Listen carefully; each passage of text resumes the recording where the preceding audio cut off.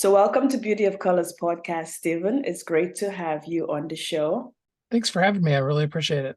You're very welcome. So, tell the listeners a little bit about you and what was the driving force of you becoming an author? Oh, goodness. Well, I'm a third generation minister, an international best-selling author of now 20 books, as well as I've worked with literally thousands upon thousands of people. More importantly, the millions of people that their books have reached. I've been, a writer, a songwriter, speaking, preaching, writing my whole life. And then in 2007, actually, one of my younger daughters and my then wife were blogging about a trip that they took, actually seeing Twilight filming locations, and I helped publish that book for them, and it actually became the number one best-selling movie-related travel guide on Amazon at the time. And from there, I've been a marketing company since 1988, and in internet marketing since before we even called it the internet. And I just really began to see with the clients I was working with how powerful and what the difference between having a book and not having a book. And then, of course, even more importantly, being a bestseller. And of course, because I love to write, that was also why I started writing my books as well. And I just love being able to work with authors and help bring people to the world. Wow, that is such an accomplishment. Congratulations. Thank you. So, what is a bestseller, and why should they want that, and what is it good for? So specifically, when I talk about bestsellers, I am talking about Amazon's bestseller list. Amazon is the only list that I know of that is purely statistically driven, meaning that if your book is number two on, if one book's number two and another book is number three, the book at number two sold more copies of the book than the book at number three. Now, the downside to Amazon's list is because it's internet based, it updates on an hour by hour basis. If you were to go to Amazon right now, you'd be seeing essentially what was the best selling books about 8 to 12 hours ago. But it does update and change every hour. The reason why we do that is because we can predict, we can help a person do something that is driven by statistics and reality and downloads and unique people. When you look at all the other lists, they're editorials. They buy a list of purchases, companies like Walmart and stuff like that, books that they purchased, and that list doesn't include whether they did or didn't sell. And then they editorialize that. They go through that. You end up having people like, for example, Lisa Nichols, whose book should have ranked number three, her most recent book, Abundance Now. Sales-wise, it should have ranked number three.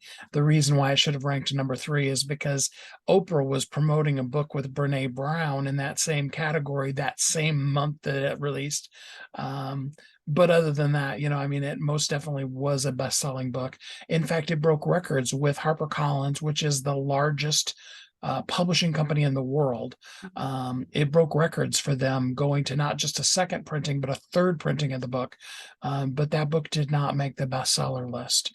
And Amazon, or rather Wall Street Journal's reasoning, whether that's true or not, or I'm sorry, New York Times reasoning, whether that's true or not, is that it was because the books were mostly sold grassroots campaign. She had her followers and her followers and stuff selling the book.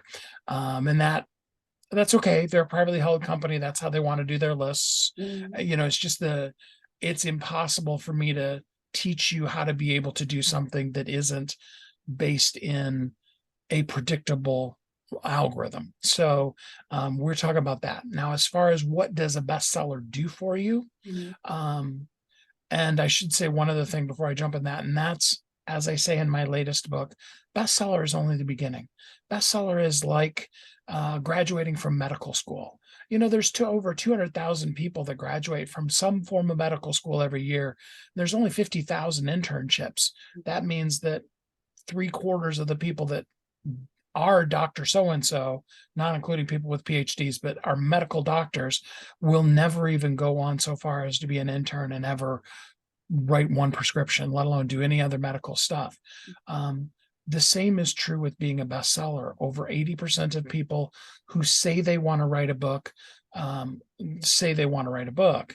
Only about 5% ever actually do. And it's less than about 1 or 2% that ever become bestsellers. So it is a very significant category. So what it does for you is it sets you out above the crowd. Whether you're talking about me as a guest here on your radio show, you can promote it as international best-selling author Steve Kidd is going to talk today about, Mhm. he's going to talk from his book that Mhm. is about this subject. Mhm. It can be as simple as your giveaway on your website. You can say, hey, get 5 things that I put together on my website for free if you give me your email. Or you can say, I'd like to give you as a gift my best-selling book. Mhm. You can hear just the marketing language of that. So Mhm. it's going to stand you above the crowd in every respect. And I could go on for hours with examples of people that I've worked with and how much it's done for them. It's just the difference between night and day. Wow, that is nice. So how do you become a bestseller? Well, and this is the worst part of the interview because this is where I have to tell your listeners that there's no Santa Claus. That's what it kind of feels like. It is an algorithm. Mhm. Amazon is a computer program, and there are different nuances to it. The majority of what I do is search engine optimization. Mhm. Amazon is a search engine, just like Google is a search engine. It's a search engine for people looking to buy stuff. Mhm. So the most important piece of that is you have to have it set up so that when somebody searches for something, they find you. And then in addition to that, we want to make sure that we have our keywords, categories, all of those kind of things set up so that we're in the category that our book needs to be in, which most people don't do.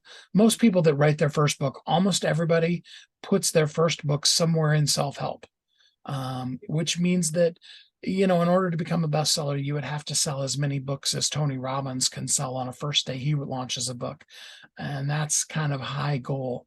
Whereas what most people are writing, when they're really truly writing self-help books, which is very rare, but they're usually writing something that's more like personal transformation, which is a spiritual category. Doesn't mean that the book has anything to do with religion or spirituality, but that's where that is. Something like counseling.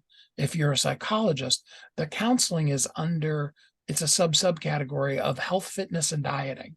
And Mhm. if you don't even know where to look for it, you would never be able to figure out where the book is. So it's all of those kind of things that help you. And then I have a campaign that I run. I have a Mhm. 100% success rate making people bestsellers. And we run that campaign and we absolutely guarantee your book will be a bestseller because bestseller is only the beginning. So well, you already said what comes after becoming a bestseller. It's not just becoming a bestseller, it's like moving on. So how would someone know what to write? Like where would they begin? Well, and of course, I help people with that. But if you're doing it yourself and you weren't attending the class that I'm actually going to teach on that, but you just wanted to do it yourself, the first thing becomes what is the thing that you have to say? We need to know who we're talking to and what do they need, but we need to know ourselves, first of all, well enough to know what is that thing that I have to make sure I say. If I'm with somebody for only 5 minutes ever, what is that thing that I have to say? Now, I will tell you, most of us miss that. And the reason why we miss that is because the thing we're the most passionate about is typically something that we don't even think of when we're trying to come up with the right book. I'll give you a great clue for it, especially for those of us that have kids. If you say something and your teen rolls their eyes at you because Mhm. they've heard you say it so many times, that's Mhm. probably a really good clue that you talk about that a lot.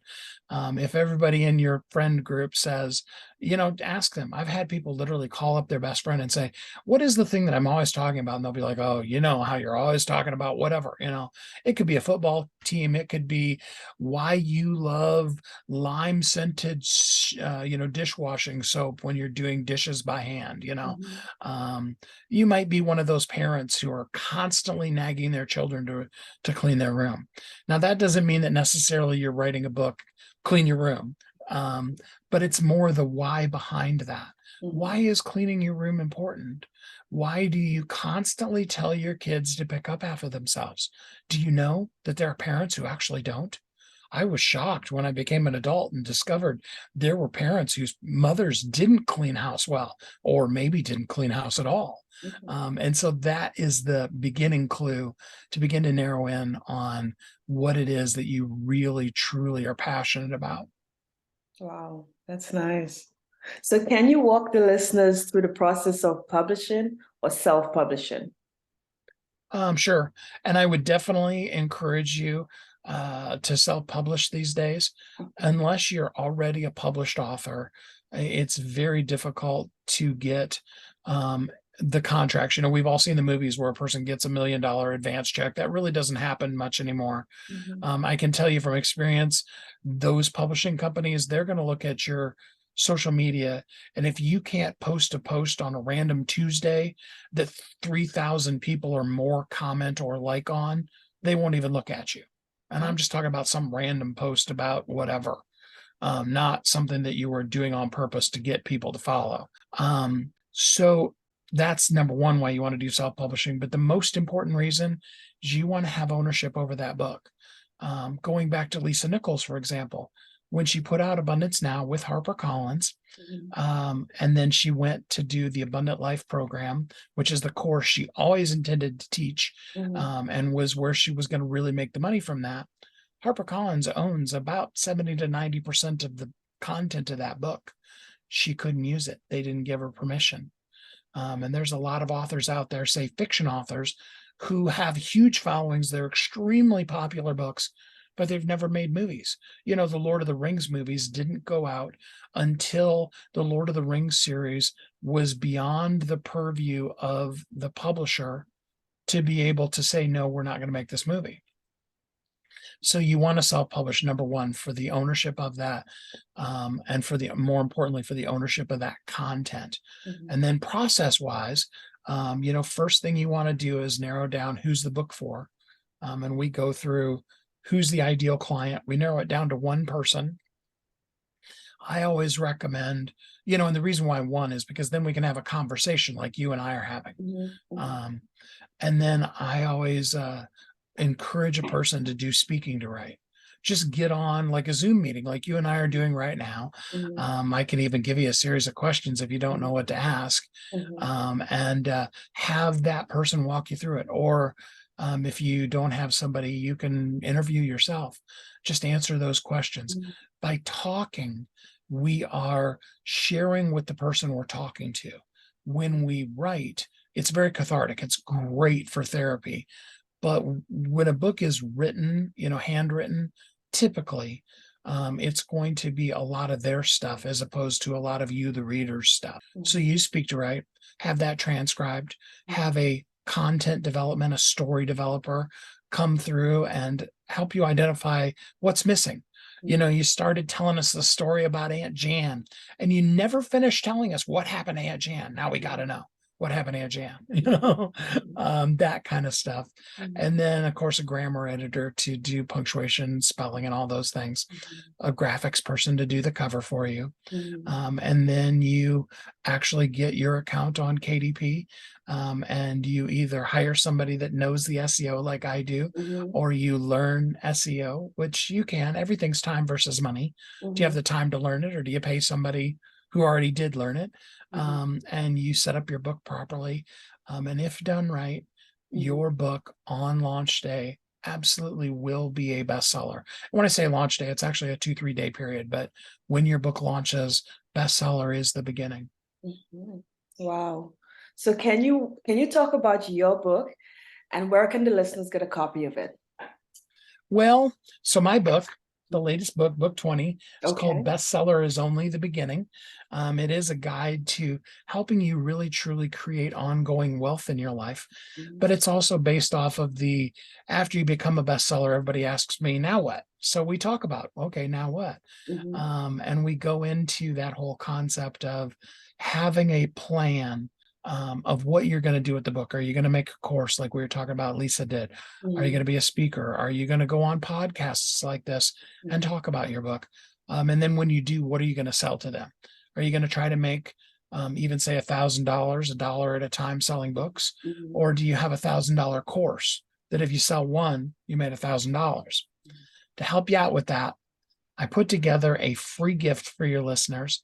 If they go to ongoingwealthguide.com, that's ongoingwealthguide.com. That's a free download, has 5 steps in it to create ongoing wealth. I will quantify that by wealth, I'm meaning more abundance, your ability to live really, truly an abundant life. Wealth is kind of a misnomer because, for example, if you've been saving up money and you buy a house, and then you put a big down payment on the house, you have less money in your bank account than you did the day before. That doesn't mean you're any less wealthy. Abundance is about not how much is in the bank account, but how really truly blessed you are in life. And that's what we're talking about. And I go through the whole process of that. There's even a link in there. You can do my Write Your Bestseller in 1 hour workshop for free. I've taught it all over the world, and you can do that. You could write your own book. There is an up level. The book's usually the ebook of my book is usually $2.99, but in that link you can click on the little upsell and get the ebook for 99 cents. And then also on the thank you page, just as an extra special bonus for your listeners, I've actually opened up my schedule so that they can schedule 15 minutes of free time to talk with me about their book or their marketing or anything I can do to help them out. Wow, sounds That's great. ongoingwealthguide.com. So, do you have any last words for the listeners, or what is your website, and do you have any other resources that you can talk about so the listeners can find you and your work? So, of course, my business website is thrivingbestsellers.com. And that just basically outlines the packages and has some testimonials on it. If you want resources, the first month of this year, or rather the first week of this month, I know what I'm saying. First week of December was the 8-year anniversary for my radio show. It's called Thriving Entrepreneur. And if you go to wehelpyouthrive.com, every single episode that I've ever done over the cross, so the whole entire last 8 years is there. It has everything from stay-at-home moms to literally multi-billionaires, Olympic athletes, lawyers, doctors. Lisa Nichols has been on the show twice. There are a lot of really incredibly cool people. Some you've heard of, some you never have heard of. Every single one of them is going to pour just tons and tons of helpful information into you. And that would be the best way to get the most free resources that I could possibly have to give you. Sounds great. Well, thank you so much, Stephen, for being on Beauty of Colors podcast. Yeah, absolutely. Thanks for having me.